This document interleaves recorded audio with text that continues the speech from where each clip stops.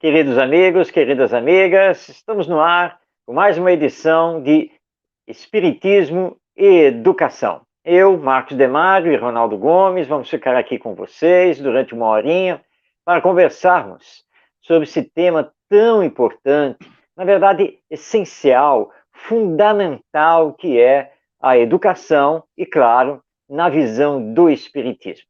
Desde já agradecemos a sua sintonia, você estar conosco, e rogamos a Jesus, nosso Mestre, nos abençoe e que possamos estar nas suas vibrações de amor até o final do nosso programa.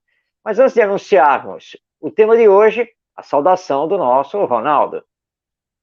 Muita paz, saúde, gratidão mais uma vez por estarmos aqui a Deus e a vocês todos, e que possamos, eu e Marcos, apenas ser o intérprete dos nossos próprios anseios, seguindo sempre em busca da verdade que procede do nosso Pai Maior.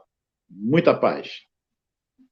Espiritismo e Educação é transmitido pela web rádio Estação da Luz, com retransmissão de outras web rádios também, e você pode participar do nosso programa, estamos aqui ao vivo, enviando o seu comentário, fazendo a sua pergunta. Daqui a pouco na sua tela você já vai ter aí os canais de comunicação para a sua participação. O tema de hoje é bastante relevante, muito importante, porque nós vamos conversar sobre Jesus, o Evangelho e a educação. Ronaldo, eu vou introduzir o nosso tema trazendo para nós o Leon Denis. Quem não conhece, Leon Denis foi um profundo escritor e pensador espírita, foi contemporâneo de Allan Kardec, e ele tem uma obra que ele escreveu para estudar o Evangelho, a sua história, seu significado, os ensinos de Jesus, que é o livro Cristianismo e Espiritismo. Um abraço aí o nosso Wilson, lá de Recife, Pernambuco, que nos acompanha. Diz então, é um trecho, claro, dessa obra do Leon Denis, Cristianismo e Espiritismo. Ele nos diz aqui o seguinte: das esferas de luz, onde tudo é serenidade e paz, desceu o Cristo às nossas obscuras e tormentosas regiões para mostrar-nos o caminho que conduz a Deus. Tal o seu sacrifício. A efusão de amor em que envolve os homens, sua identificação com eles, nas alegrias como nos sofrimentos, constituem a redenção que nos oferece e que somos livres de aceitar. Outros, antes dele, haviam induzido os povos ao caminho do bem e da verdade. Nenhum o fizera com a singular doçura, com a ternura penetrante que caracteriza o ensino de Jesus. Nenhum soube, como ele, ensinar a amar as virtudes modestas e escondidas. Nisso reside o poder, a grandeza moral do Evangelho, o elemento vital do cristianismo. Muito bem, então essas foram as palavras de Leon Denis, tiradas do livro Cristianismo e Espiritismo.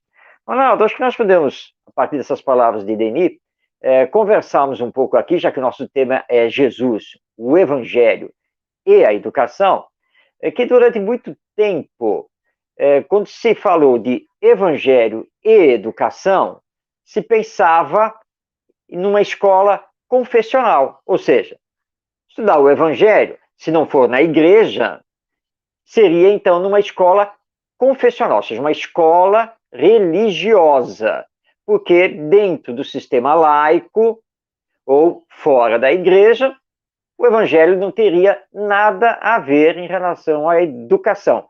Mas o pensamento espírita não é bem esse, não é mesmo, Ronaldo? Marcos, é uma beleza podermos comentar um assunto muito profundo, porque ainda deturpamos muito os ensinos de Jesus.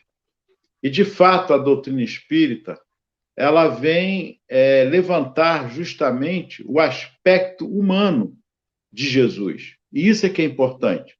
não só o aspecto humano, como o aspecto espiritual, porque Jesus assim o fez em toda a sua vida para nós. E vou te falar uma coisa: quando Kardec pergunta aos espíritos qual ser mais perfeito que Deus tem oferecido ao homem para lhe servir de guia e modelo, ele não falou tal religião para o homem, para lhe servir de guia e modelo. E os espíritos são enfáticos, numa única palavra, num único nome: Jesus. Ponto. Eu penso que isso já sintetiza qualquer argumentação para um estudo, seja ele, seja ela, de qual for religião, sem religião, qualquer denominação. Porque falarmos e estudarmos Jesus é ímpar para qualquer pessoa na face da Terra. O homem, até hoje, teima, Marcos, em continuar desafiando, eu vou dizer uma palavra talvez forte, não é negligenciando o aspecto, é só pelo aspecto da moral do Cristo, mas desafiando todo o ensinamento educacional, pedagógico do nosso Mestre Jesus. Até porque ele mesmo disse, quando chegam a ele, diz assim: bom mestre, ele dá um tempo e fala: bom? Por que me chamais bom? Bom, só o Pai que está no céu. Agora, mestre, sim, esse sim eu sou. Precisamos discutir isso, debatermos, porque ele mesmo se coloca como mestre, e diante do Evangelho, como eu disse, de uma forma didática, o tempo todo ele usou de uma didática fundamental para todos nós. Será que este homem não é para ser estudado, pesquisado e levado às escolas, sim? Às faculdades, por que não como uma disciplina também para ser estudada? Independente de religião, mas no sentido de religiosidade, seja até um ateu, porque ele se torna também, de certa forma, uma pessoa religiosa, alguma coisa que ele crê ou aceite. É isso aí, Ronaldo.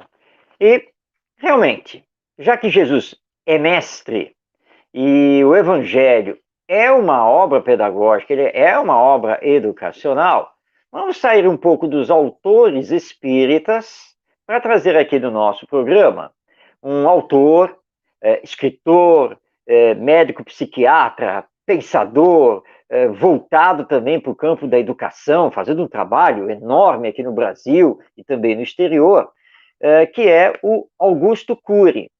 Muitas pessoas não sabem, mas o Augusto Cury, entre as suas obras, ele tem algumas dedicadas a estudar Jesus como mestre.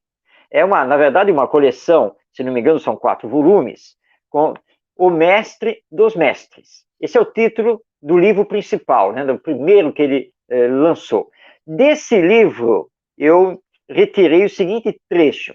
Então, olha só, nós vamos ouvir agora um autor não espírita, que é um grande educador, e ele tecendo seu comentário sobre Jesus enquanto mestre. Diz o Augusto Cury: um bom mestre possui eloquência, mas um excelente mestre possui mais do que isso. Possui a capacidade de surpreender seus alunos e instigar-lhes a inteligência. Um bom mestre transmite o conhecimento com dedicação, enquanto um excelente mestre estimula a arte de pensar. Um bom mestre procura pelos seus alunos porque quer educá-los. Mas um excelente mestre lhes inspira tanto a inteligência, que é procurado e apreciado por eles. Um bom mestre é valorizado e lembrado durante o tempo de escola, enquanto um excelente mestre jamais é esquecido marcando para sempre a história dos seus alunos. Cristo instigava a inteligência daqueles que conviviam com ele. Ele os inspirava na formação de engenheiros do pensamento. Não apenas seus pensamentos marcaram a história dos seus íntimos, mas também os gestos e os momentos de silêncio foram tão eloquentes que modificaram a trajetória da vida deles. Então, essas são as palavras de Augusto Cury, um educador muito conhecido, no seu livro O Mestre dos Mestres. E o Cury tem razão, porque Jesus não deixou que fôssemos os mesmos depois da sua passagem aqui na Terra. Ele não apenas fez com que os seus discípulos, apóstolos, se transformassem, como, na verdade, ele sacudiu a própria humanidade. Porque nós, em contato, então, com o Evangelho, fomos, ao nosso tempo, também iniciando essa nossa transformação, que é uma transformação moral, é uma transformação na área sentimento. E o Augusto Cury tem razão quando ele diz que Jesus era mestre na arte de fazer pensar. E aí eu vou lembrar aqui a parábola do bom samaritano, mas sem contá-la, apenas, na verdade, o início, que é justamente quando o doutor da lei chega na frente de Jesus e indaga: Senhor, qual é o maior mandamento da lei? Olha a arte de fazer pensar. Aí Jesus olha para o doutor da lei e diz: o que diz a lei? O que está escrito na lei? A lei mosaica. E o doutor fariseu conhecia. Tanto conhecia que ele respondeu na hora: amarás ao Senhor teu Deus de todo o teu coração e de toda a tua alma. E Jesus olha para o doutor da lei e diz assim: respondeste bem, mas há um segundo mandamento tão importante quanto esse: amarás ao teu próximo como a ti mesmo. Aí o doutor da lei olha assim para Jesus, surpreso, né, com esse novo mandamento, e ele então indaga de Jesus: mas quem é o meu próximo? Jesus não dá a resposta direta, ele entra com a parábola do bom samaritano. E lá no final, quando ele termina a história, ele olha para o doutor da lei e pergunta: dos três que passaram pela estrada, quem que te parece que realmente socorreu lá o homem viajor? Quem é que... senhor, foi o terceiro. Então vai e faz o mesmo. E Jesus encerrou a conversa, ele não disse mais nada, acabou. A arte de fazer pensar. Você quer saber quem é o meu próximo? Eu vou te contar uma história.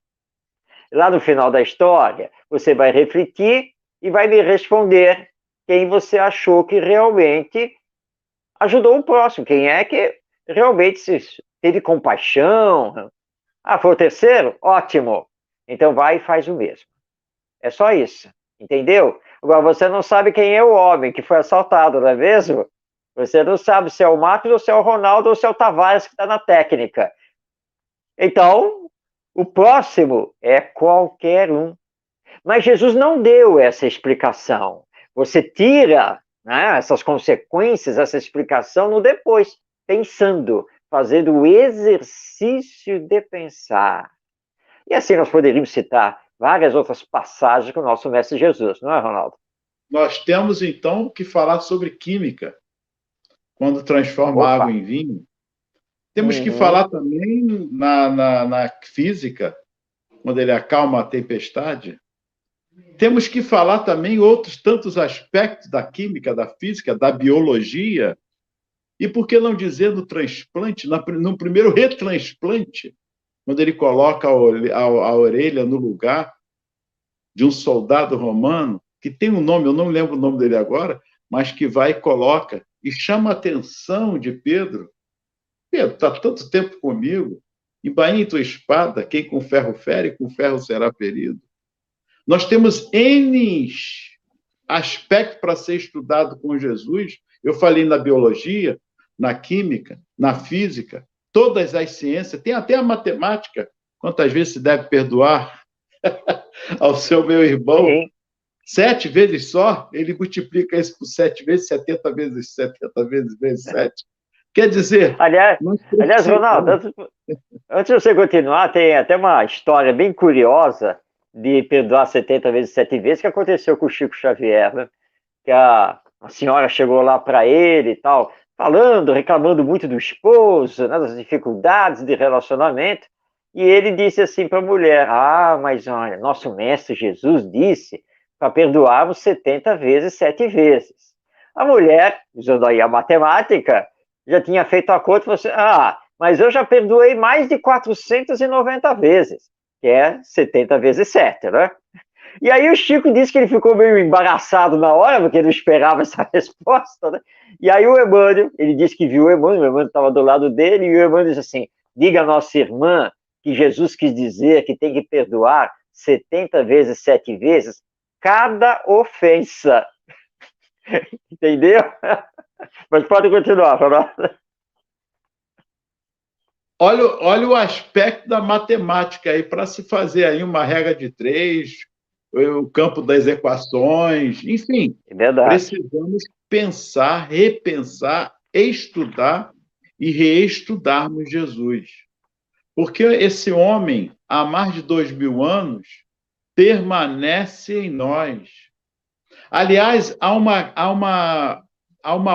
um outro aspecto da ciência que ele mexe também, que é com a astronomia, astrologia, anatomia, ele mexe com tudo. Veja bem, quando Jesus, há mais de 2000 anos, nos pede apenas que amemos-nos uns aos outros, hoje, na pandemia, nós falamos tanto em empatia. O que é empatia se não amar ao próximo, desejar ao próximo o que queres que o próximo nos faça? Marcos, Jesus, em todos os aspectos, eu, particularmente, me sinto muito, não tenho palavras, não há para mensurar, falarmos o nome, nem o nome desse homem, mas ele nos deixa livres, solto, olha que beleza, porque na sua humildade, o que ele mais quer é que falemos dele. Exemplifiquemos através dos nossos erros ainda que nós temos, mas olha que humildade desse ser que veio como humano, humanizar a humanidade e espiritualizar a humanidade para que ela saísse do marasmo da materialização que permeia até os dias de hoje. Porque ele mesmo disse que, por causa do nome dele, as dissensões, as divisões estariam acontecendo pelo egoísmo humano, não por conta das religiões que existem, mas por conta dos homens que estão à frente, deturpando seus ensinamentos. Porque ele diz isso: Pai, graças te dou, porque não revelaste estas coisas aos sábios e prudentes, mas aos pequeninos como esses.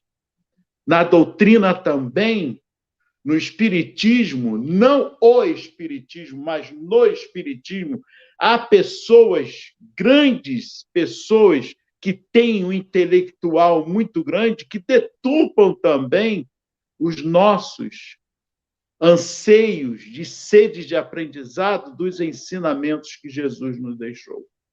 Mas faz parte. Por isso também ele nos deixou claro para que pudéssemos analisarmos, para que não caíssemos em armadilhas desses homens inteligentes também, que procurássemos estudar. Olha, Jesus falou para estudar, falou várias vezes.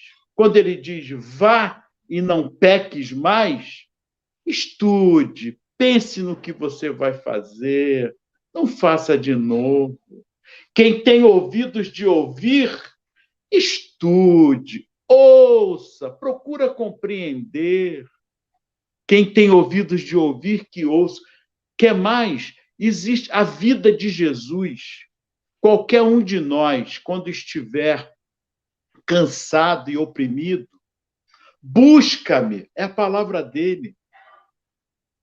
É engraçado que ele está com os braços abertos até hoje e nós ficamos culpando a Deus, Marcos, pelas nossas mazelas, nossos anátemas.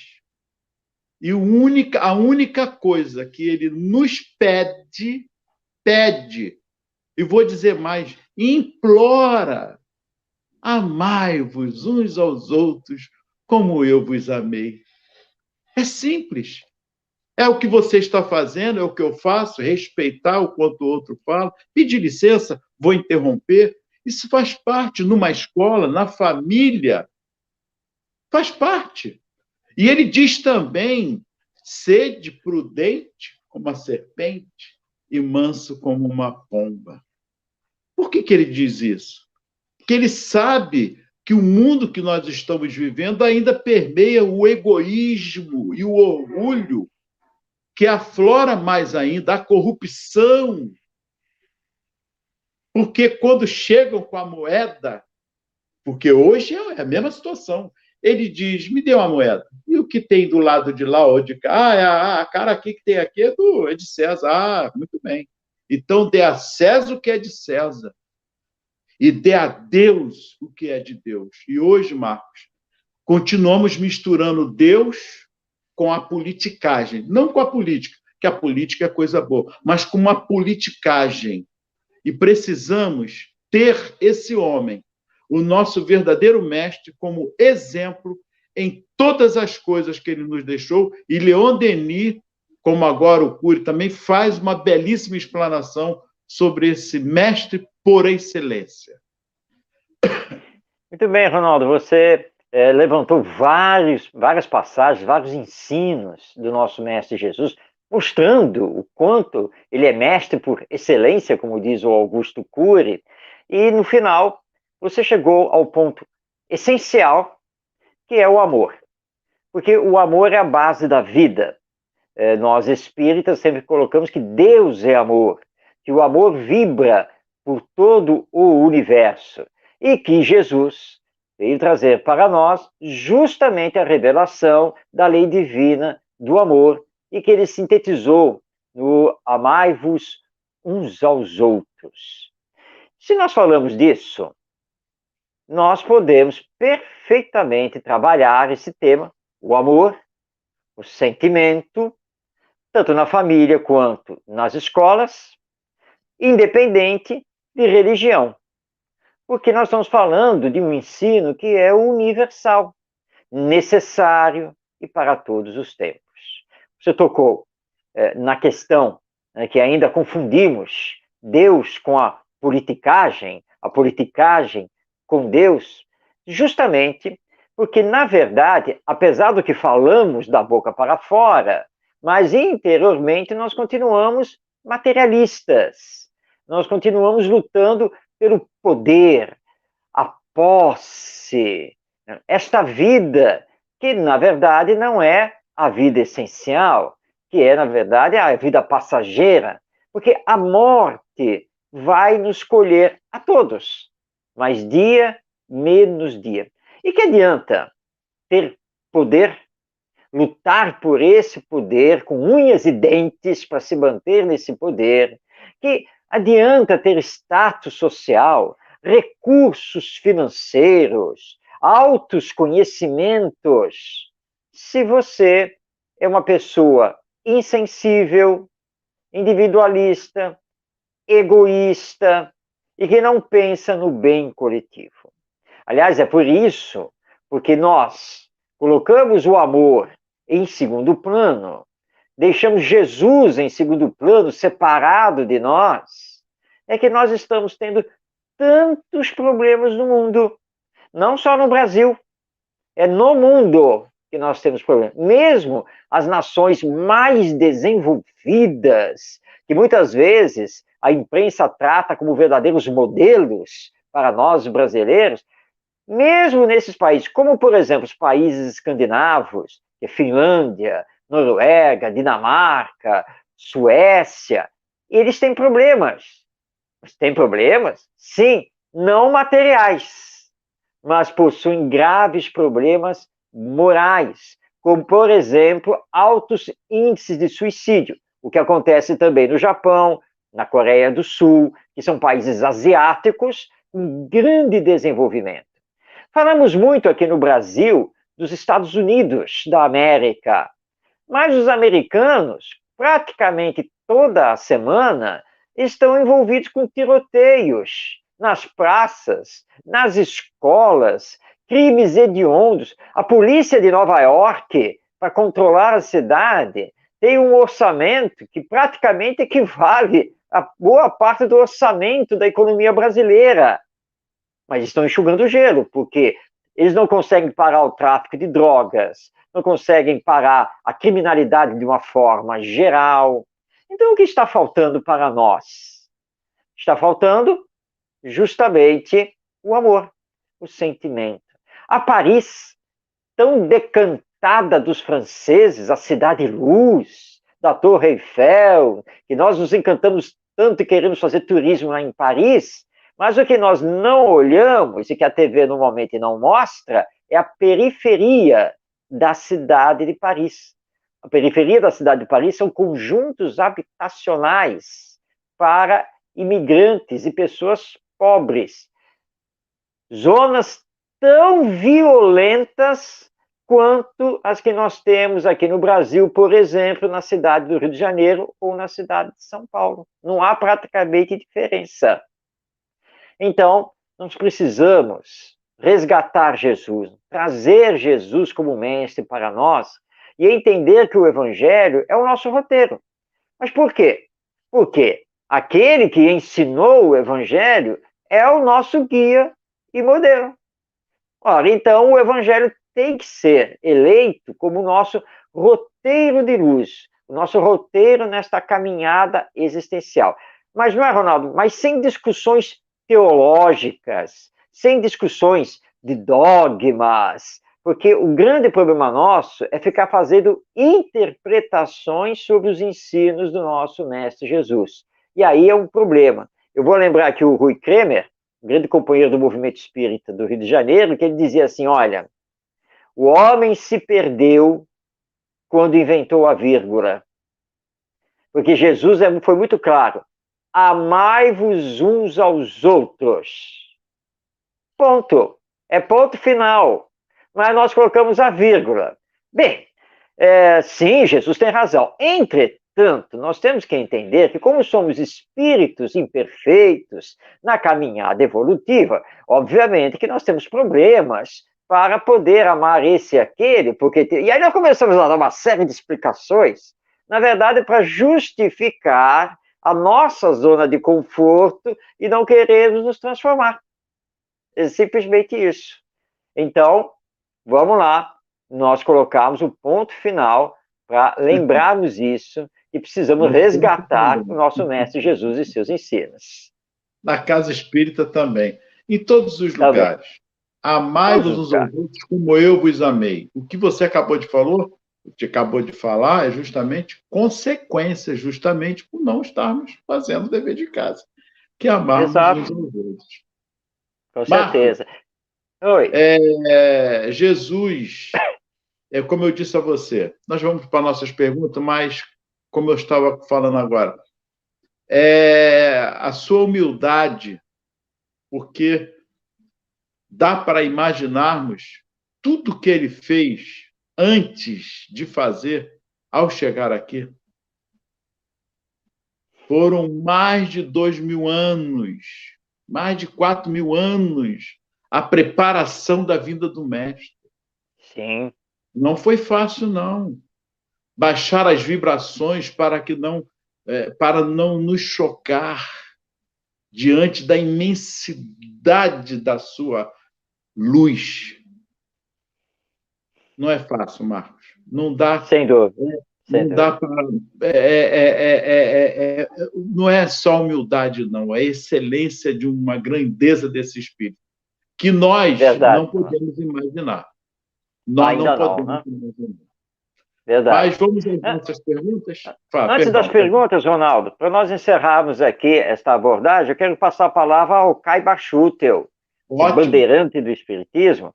É um pensamento curto que está no seu livro O Espírito do Cristianismo. Aliás, uma obra que eu recomendo a todos. Diz o nosso Kai Barchutel: estudando-se a mensagem do Cristo em seu conjunto admirável, vê-se a sua ação vivificadora, primeiro aquecendo para depois iluminar, vitalizando, despertando, curando, para fazer crescer e viver, florescer e frutificar. E assim como a luz atua nas plantas, a luz se faz nas almas, porque a luz é a vida e a vida é a lei do universo. Está aí o nosso Kai Bachutia. Muito bom, sintetizou muito o que nós estamos comentando. É isso Verdade. Aí. Gratidão eterna ao nosso mestre. Já temos perguntas no ar, vamos a ela. Vamos às perguntas. Que sejam fáceis, que as difíceis é comum. Viviane, Rio de Janeiro. Como lidar com o momento em que os filhos decidem ter sua própria vida saindo de casa? Muito bem, esse é um tema que toca realmente a todos os pais. Bem, primeiramente, a orientação espírita é que nós lembremos que os nossos filhos não são nossos filhos. Nossos filhos são filhos de Deus e estão conosco, por assim dizer, por empréstimo divino, para que possamos orientá-los, educá-los, corrigir suas más tendências, potencializar as suas virtudes e prepará-los para a vida. Vamos lembrar que nós, adultos, hoje pais, muitos de nós também avós, também tivemos o nosso momento de partir, de fazer a nossa própria caminhada, constituir a nossa família, não é verdade? Ora, então, temos que permitir que os nossos filhos também façam isso, para que eles não fiquem eternamente dependentes de nós. Os espíritos nos lembram que quando desencarnarmos, Deus perguntará para nós: que fizeste do filho que confiei à sua guarda? E nós vamos responder: eu coloquei ele debaixo das minhas asas, tranquei ele dentro de casa, fiz ele ficar totalmente dependente de mim, porque sabe como é que é, a sociedade humana é muito perigosa. Mas então você não o preparou para a vida? Mas e agora que você não está mais na existência humana, que você desencarnou? O que está acontecendo com ele? Você já pensou nisso? Os traumas que ele está carregando, o sofrimento, porventura, que ele tenha? Então, nós precisamos preparar os nossos filhos para a vida. Eu lembro aqui, quando o meu filho chegou para mim, na época do vestibular, e disse: pai, a melhor universidade, o que tem o melhor curso da América Latina é a Unicamp, então a Universidade de Campinas. É ótimo, tudo bem. Então, porque eu estava pensando também em fazer a minha inscrição para o vestibular deles. Mas é claro, perfeitamente, sem problema nenhum. Não pode. Agora, só quero lembrar uma coisa a você. Se você conseguir passar para a Unicamp, claro que você vai ter que mudar para Campinas, né? Sair do Rio de Janeiro, se mudar para Campinas, e lá você vai ter que viver sozinho, ou numa república, se juntar, né, com alguns outros estudantes, enfim. Então, se você considerar que está preparado para essa nova vida, para enfrentar uma situação completamente diferente, de não ter mais a mamãe e o papai, né, essa coisa toda, você tem todo o meu apoio. Bom, passou, né, um tempo, ele veio conversar comigo e disse: pai, já fiz as inscrições, o vestibular da UFRJ vai ser na data tal, da UERJ na data tal, da PUC na data tal, da UF, né, Universidade Federal Fluminense, na data tal. Já está tudo certo. Aí eu olhei para ele e falei: faltou uma, né? E a data da Unicamp? Ah, é, pai. Pois é, sabe, eu pensei naquilo que o senhor falou comigo, pensei, e eu cheguei à conclusão, não estou preparado não ainda para ir embora, não, para sair assim, ter que viver sozinho lá em Campinas. Olha lá, filho, eu vou te dar todo o apoio. Não, não, não, mas já está tudo bem, está tudo certo, então eu já desisti. Bom, ele prestou vestibular, ele passou para o UFRJ, se formou na UFRJ, estava trabalhando dentro do seu ramo no Rio de Janeiro, quando veio o convite de uma empresa de São Paulo. E aí ele chegou, recebeu o convite, assim, muito bom e tal, não sei o quê. Bom, eu já estou vendo que, na verdade, no fundo do fundo aí, você já tomou a decisão, né? Ir para São Paulo. Só uma perguntinha. Agora você está preparado? Você está pronto? Não, estou. Não, vai ser tranquilo. E ele foi, tá já há vários anos fora, fazendo carreira, casou, porque é isso que nós temos que fazer. Agora, eu, o pai, pelo menos parece que eu não entrei em depressão. A vida continuou, e é isso que nós temos que fazer, porque nós temos que saber preparar os nossos filhos para a vida. Então, que os pais entendam isso e que os nossos filhos, eles não são realmente nossos, porque na verdade nós somos irmãos, como filhos de Deus. Eu estive sob a guarda e a confiança dos meus pais, eles agora estavam sob a guarda e confiança minha. Os meus pais, ao desencarnar, obviamente responderam a Deus sobre o que fizeram comigo. E eu, quando desencarnar, vou ter que responder a Deus sobre o que eu fiz com os meus filhos. Mas eu tenho que agradecer muito aos meus pais que souberam me preparar para a vida. Espero que eu tenha conseguido também preparar os meus filhos para a vida. Então é isso que nós temos que fazer. E eles foram embora. Graças a Deus, ótimo. O importante é que sejam pessoas de bem na sociedade humana. Tudo E bem. lembrando que os laços de afeto, eles vão continuar os mesmos. Vamos continuar a nos amar do mesmo jeito. E hoje está tudo mais fácil para a comunicação, porque estamos aí com a internet. E mesmo que esteja morando longe, tem a saudade, que é muito natural, tem netos que você agora não está podendo ver, mas vamos fazer uma live aqui pela internet, pelo menos vamos nos ver e nos falar. Então, o afeto continua. O sentimento é o laço de união, embora não estejamos mais presencialmente juntos. Então, temos que preparar nossos filhos para a vida. Até porque as experiências são particulares, são específicas, Verdade. não são as mesmas. Bom, próxima, Anderson. Qual é o conceito de família na visão do Espiritismo? Muito boa pergunta. Se discute muito a família, não se fala demais da família. Nós temos alguns teóricos e filósofos, enfim, que até já decretaram a morte da família, né? Que a família já era, que as novas estruturas humanas não terão mais a família. Mas calma, essa não é a visão do Espiritismo. Para o Espiritismo, a família é sim a célula básica da sociedade. Na verdade, a família é uma mini-sociedade. E aqui, claro, a família tem que extrapolar o lar, porque tem que os avós, os tios, os sobrinhos, primos, etc., tudo isso faz parte da família. Estamos falando aqui de família consanguínea. Mas o Espiritismo tem a visão da família pelos laços espirituais. Muito bem, você que está aí nos assistindo, eu e o Ronaldo, não somos parentes. Somos de famílias completamente diferentes, mas somos amigos de longa data porque nos conhecemos na juventude. Tá? Foi ontem, tá? Nos conhecemos na juventude. Mas temos um laço, né, de afeto tão grande, né, nos damos tão bem, que é como se fôssemos irmãos. Mas somos não consanguíneos, mas com certeza pelos laços espirituais, pela caminhada que já viemos fazendo, possivelmente, né, com os mesmos ideais, talvez já tenhamos tido estado juntos em outra encarnação, enfim.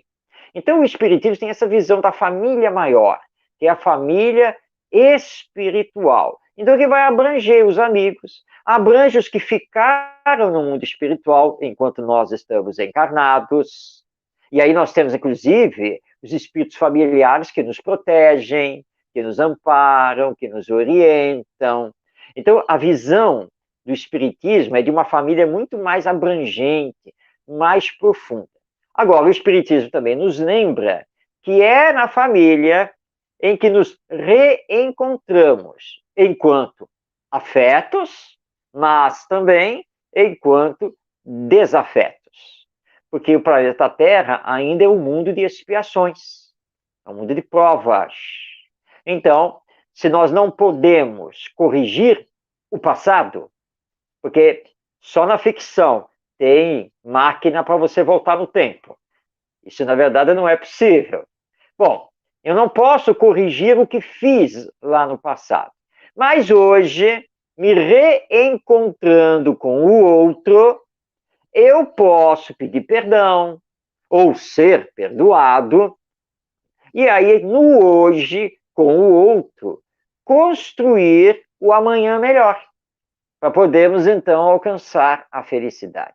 Então, a família é muito importante, porque é nela, é nesse núcleo, que nós podemos exercitar a lei de amor, nos ensinada por Jesus. Aliás, Jesus deu um grande exemplo em relação à família, aliás, mais de um exemplo, mas vou lembrar um aqui, porque ele tinha um amor muito grande pela família de Lázaro. Eram os 3 irmãos, né? Lázaro, Marta e Maria, que viviam lá em Betânia. E ele, sempre que se deslocava para Jerusalém, ou quando ele saía de Jerusalém, ele fazia questão de passar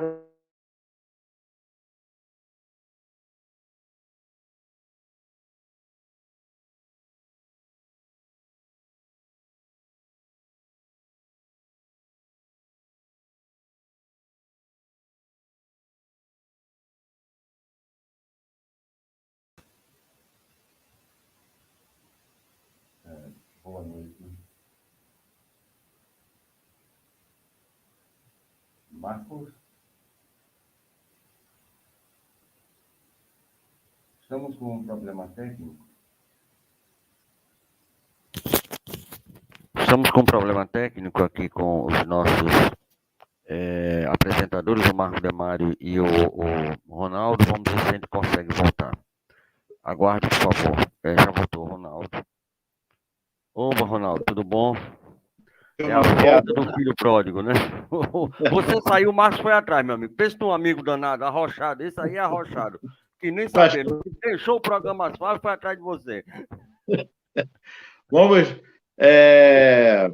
Vamos dar continuidade. Só a pergunta aí que ele estava... Deixa eu ver aqui se eu não tirei, meu Deus. E quando eu coloco, eu tiro. Vamos lá. Não foi essa, foi a anterior, né? Foi, deixa eu agora ir aqui para... Legal. Espera aí, um momentinho só. Só para dar o segmento no pensamento que ele estava. Será que ele voltou? Não, porque eu não vi nada de volta. Ah, voltou. Espera aí. Ah, voltou? Voltei. Houve uma queda aqui no sinal da internet. Aqui também. Meu amigo, eu percebi que vocês são amigos, porque o Ronaldo saiu, Marcos. Você foi atrás na mesma hora, só voltou depois que ele voltou. Isso é amizade, o resto, amigo. Pois é. Vamos lá. Mesmo? É isso aí. Vamos lá, então. Desse aspecto da família, em que Jesus deixa isso claro com esse carinho, né, que ele tem. Acho que caiu de novo. Não, caiu não. Verdade. Então, esse carinho que ele tem com a família, o aspecto. Mas tem outra cena também, que na cruz, e a mulher sem uma família naquela época, sem a presença do homem, como ser mais claro, era uma situação delicada. E ele deixa isso claro, mãe, mulher, eis teu filho, filho, eis tua mãe para João, que é justamente mostrando o aspecto da magnitude filial, né? De mãe, de pai, de filho, porque ele entregou, ele estava partindo, fazendo a sua partida, e esse sentido de família tinha que estar registrado ali naquele momento. Ele não deixou ela órfã, porque José já não existia mais. José já havia feito a sua passagem há muito tempo. Então, olha que sentido de família. E outro aspecto também, quando ele diz, né? Quando eles chegam para ele e falam assim, Senhor, seus irmãos, né, sua mãe está aí e tal, querem falar. Quem são meus? Quem é minha mãe e quem são meus irmãos? É o sentido de família. A família universal também, que ele Exato. mostra os dois aspectos da família. Então, é importante realmente, para o Espiritismo, o conceito, a base está fundamentada justamente nesses aspectos e outros tantos que nós colocamos aí, como Jesus fundamenta a importância da família para nós. Próxima pergunta, vamos à próxima. Lucimara, os pais devem ir além de acompanhar os filhos nos deveres de casa trazidos da escola? Olha, com certeza. Com certeza, sem nenhuma dúvida. O Espiritismo é muito claro em relação a isso. A educação dos filhos é missão dos pais. Essa missão não pode ser transferida para a escola pura e simplesmente. E não se resume em apenas cobrar os chamados deveres de casa, né? Os deveres que a criança traz lá da escola. É uma parte também importante, claro que ela pertence à educação, mas aí nós estaremos apenas na área dos conhecimentos, né? Estaremos apenas na área do desenvolvimento intelectual. Os pais precisam entender que, acima disso, eles têm a missão de corrigir as más tendências dos filhos, que são espíritos reencarnados. E, além disso, precisam trabalhar com eles o aprendizado do amor ao próximo. E isso, obviamente, independe do trabalho que a escola está fazendo e dos deveres escolares. Claro que os pais vão cobrar os deveres, porque aí isso vai dar sentido de responsabilidade, de disciplina, de cumprimento dos deveres aos seus filhos. Então, fazer o acompanhamento do que acontece na escola, das atividades escolares, faz parte, é muito importante, mas não basta. E, de fato, os pais têm que ir além. Precisam, na verdade, se preocupar com a orientação moral, com a formação do caráter dos seus filhos. Já lembrei aqui em outro programa que a professora lá no ensino fundamental, por mais amor que ela tenha, ela não consegue lidar individualmente com seus alunos. Porque se ela trabalha com mais de uma turma, por exemplo, e se nós colocarmos em média aí uma turma com 35, 40 alunos, às vezes mais, infelizmente, se torna quase que impossível para ela. Embora ela tenha muito amor ao que faz, tenha muito amor aos seus alunos, procure sempre dar bons exemplos. Então, essa competência maior da formação moral é dos pais. Tá? E outra coisa, cobrar os deveres da escola não pode ser uma coisa simplesmente automática e sob ameaça, como muitos pais também fazem. Não é dessa maneira. Você vai sentar junto, vem cá, tem dever de escola hoje, o que é, precisa da minha ajuda, vamos lá. É isso que você tem que fazer, nesse diálogo, nesse auxílio. Tá? Mas não pode parar aí. Tem que se preocupar com o comportamento dele. Como é que ele está indo a nível comportamental na escola? As suas habilidades morais de relacionamento com os outros. Ele está sendo honesto e assim por diante. Então, os pais têm que ter essa preocupação, têm que ter essa visão para ir além de simplesmente cobrar a realização dos deveres escolares. Se principia na família, o aspecto da educação. Claro. Não há como negarmos isso. A família é responsável por esse aspecto de condução da formação do caráter. Andressa Curitiba, Marcos. Existe diferença entre evangelização da criança e do jovem e evangelização da família? Boa pergunta. Boa pergunta. A campanha nacional de evangelização espírita infanto-juvenil, ela vai surgir mais plenamente na década de 1970, quando a Federação Espírita Brasileira, a partir principalmente de ações da Federação Espírita do Rio Grande do Sul, com a nossa saudosa Cecília Rocha, a FEB, então, começou a lançar a campanha, a formatar também materiais pedagógicos, cursos de formação para os evangelizadores. Isso foi, então, se desdobrando no movimento espírita. Então, durante muito tempo, nós focamos a evangelização da criança e do jovem. Mas o tempo passa, as experiências se acumulam, a visão se amplia, e hoje, então, nós estamos falando de evangelização da família. Por quê? Porque chegamos à conclusão que não basta evangelizar a criança e o jovem. É preciso também evangelizar os pais e responsáveis que não tiveram essa oportunidade de conhecer o Evangelho e o Espiritismo. Nós temos hoje uma geração de pais que, na verdade, não sabe o que é educação. E como não sabe o que é educação, não consegue educar plenamente os seus filhos. Muitos estão tendo contato com o Evangelho e com o Espiritismo agora adultos. Bom, então, nós precisamos chamá-los e dinamizar a atividade no centro espírita para que no dia e horário que seja da evangelização, nós tenhamos também o grupo voltado para os pais e responsáveis. Então, você tem as evangelizadoras que vão trabalhar com as crianças, você tem as evangelizadoras ou evangelizadores que vão, então, trabalhar com os jovens, e vamos ter os evangelizadores que vão trabalhar com os pais, dialogar com eles temas sobre a autoeducação, autoconhecimento, educação dos filhos, né, como melhor educá-los, as problemáticas de relacionamento no lar, e assim por diante. Então, quando nós falamos de evangelização da família, nós temos uma amplitude muito maior. Tá? Então, realmente, tem uma diferença, e é por aí que o movimento espírita está caminhando agora, evangelização da família. Perfeito. Olha outra pergunta aí.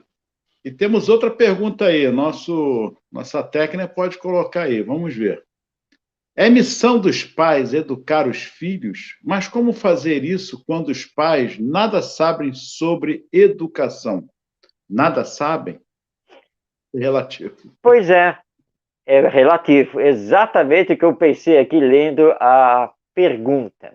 Bem, pode não saber tecnicamente sobre pedagogia, didática, metodologia, né? A educação a nível técnico. Sim, muitos de nós não sabemos. E nem se pode exigir esse tipo de conhecimento de todos os pais. Mas amor é amor em todos os lugares e em qualquer condição. Não é? Amor independe de conhecimento.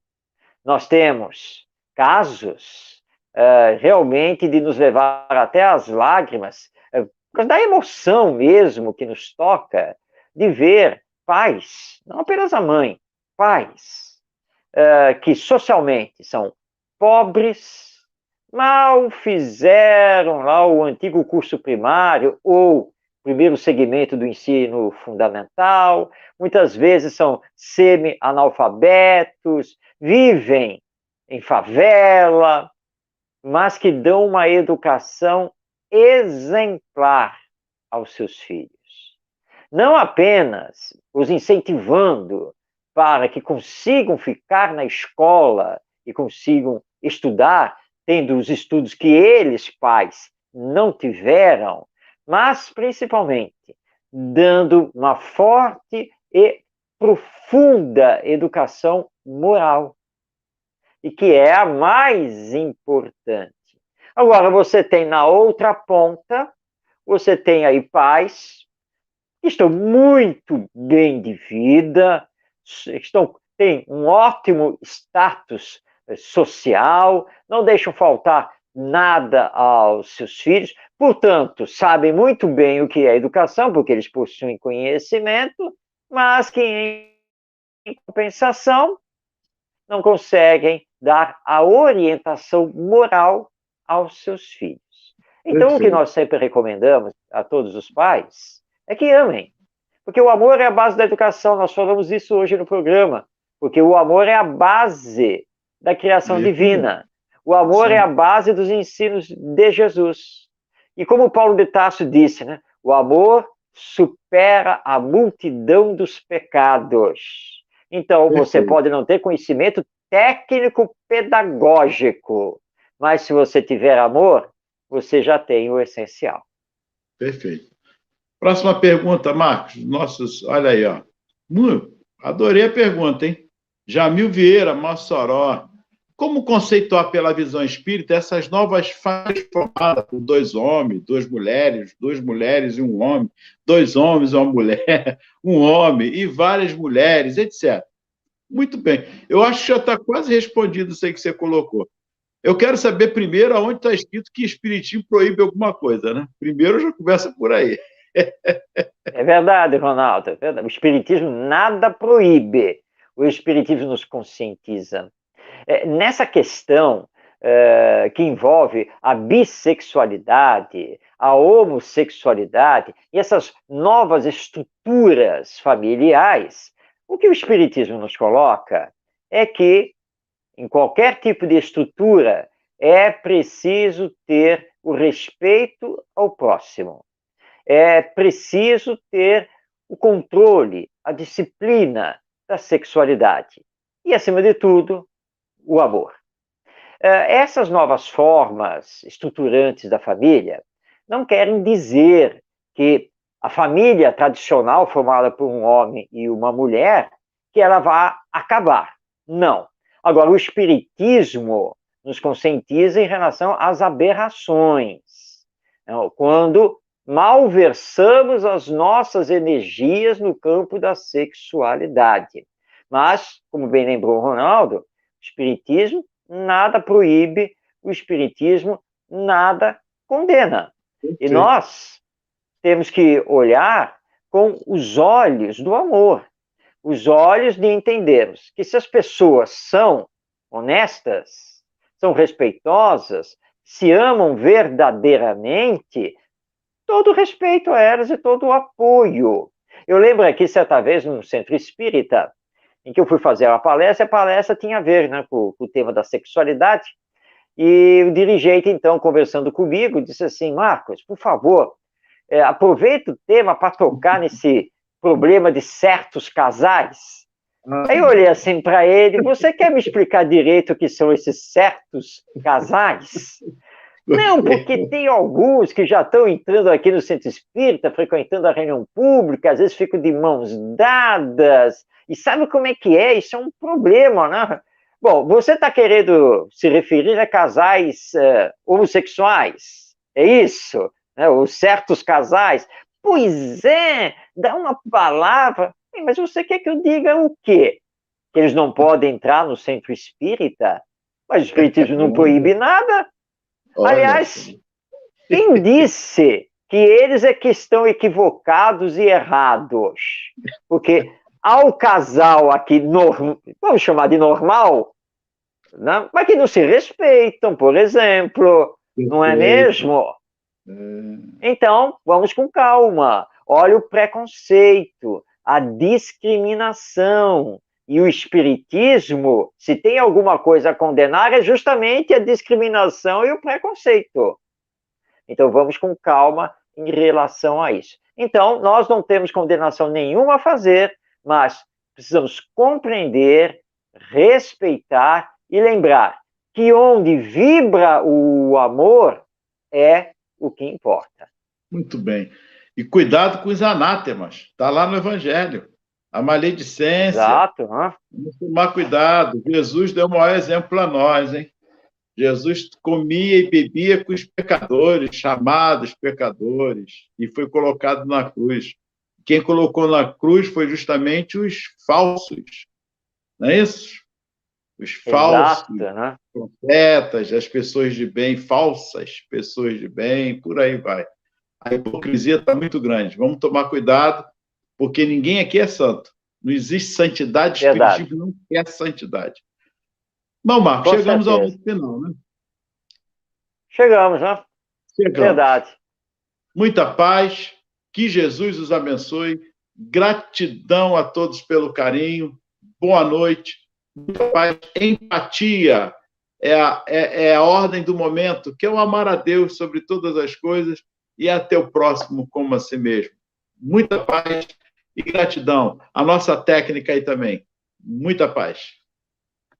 A todos o nosso agradecimento, rogando a Jesus, nosso Mestre, nos abençoe e deixando aqui o convite a você para estar conosco toda segunda-feira, 8h30 da noite, para mais um Espiritismo e Educação, aqui na transmissão da Web Rádio Estação da Luz. Muita paz em sua vida, em seu coração. Até o nosso próximo encontro.